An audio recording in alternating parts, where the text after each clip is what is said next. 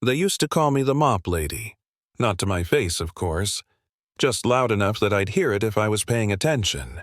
And, yeah, I was paying attention. That's how it starts, right? Not with shouting, not with open cruelty, but with those little jokes people think don't count. The kind that tell you exactly where you stand. At Greystone Regional Trauma Center, I stood somewhere between invisible and disposable. And I told myself I was fine with that. Until the night I wasn't.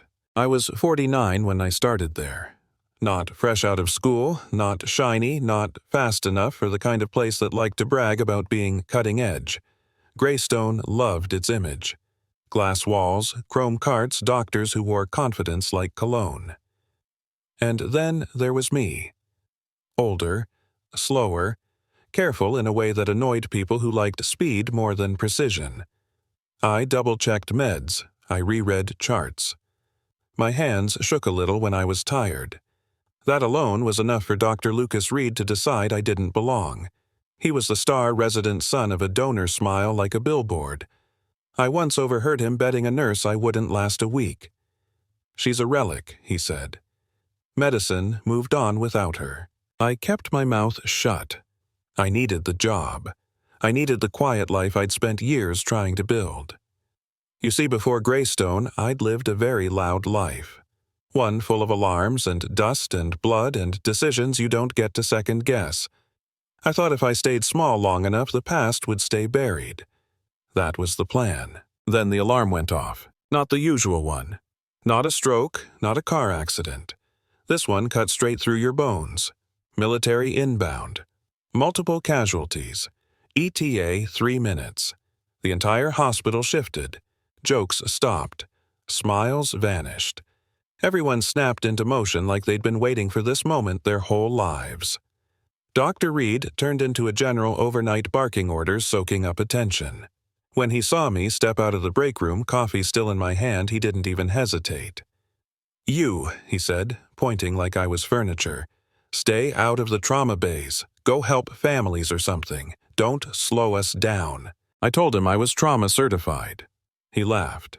Actually, laughed. "This isn't a community clinic," he said. "We're dealing with live fire injuries. Just don't get in the way." So I stepped back, like I always did. Leaned against the wall, made myself small, watched the doors blow open. Chaos doesn't enter a room politely. It crashes in. Stretchers shouting blood everywhere, and right in the center of it all was one patient everyone treated differently.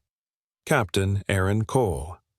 Special operations, chest wound, neck shrapnel, blood pressure tanking.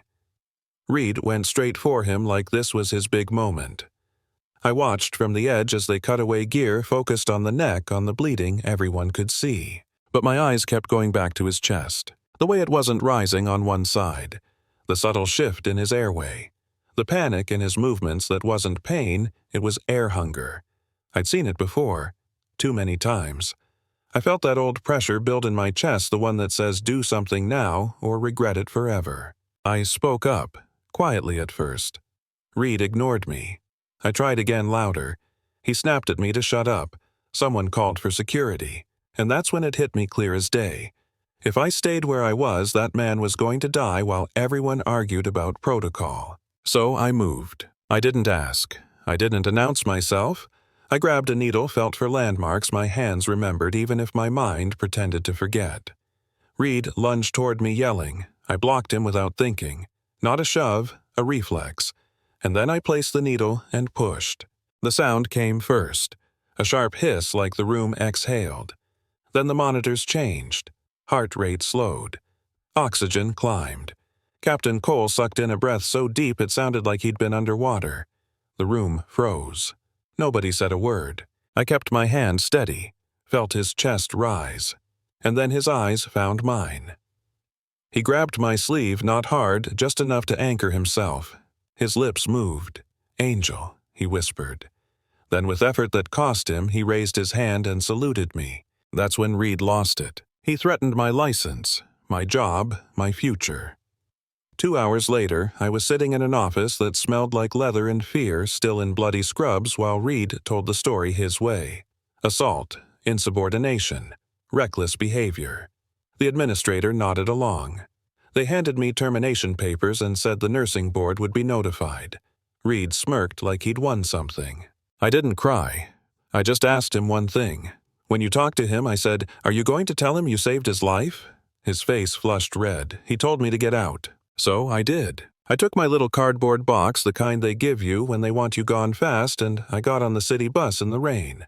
I told myself it was over, that I'd finally pay for not keeping my head down, that I'd lose everything I'd worked for just because I couldn't let someone die. Then the bus stopped. Hard. SUVs boxed us in. Military police, Humvees. People started filming. I thought I was being arrested. I braced myself. Instead, a man with 4 stars climbed aboard. General Marcus Hale walked straight down the aisle and stopped in front of me, called me by a name I hadn't heard in years, took the box from my hands like it mattered, said, "You're coming with us." Back at Greystone, Reed was still confident, still spinning his story, until the general played the footage, the vitals, the truth.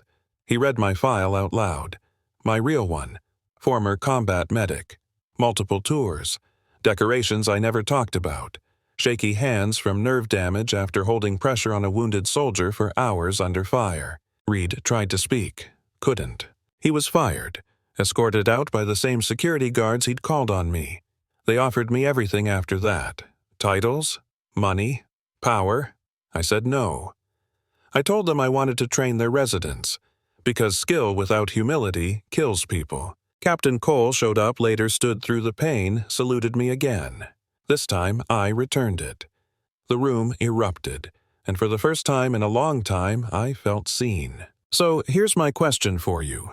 Was I wrong? Should I have stayed quiet? Should protocol matter more than a life? Drop your thoughts below. I want to hear them.